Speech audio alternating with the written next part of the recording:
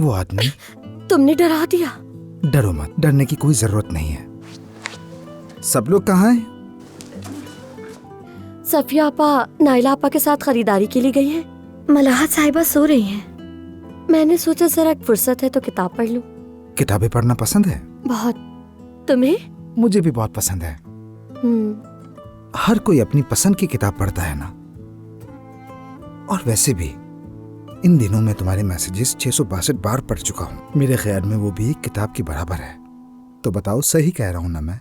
मैं अपनी मोहब्बत को कभी लफ्जों में बयान नहीं कर सकी, लेकिन अगर नजरों की भी कोई जुबान होती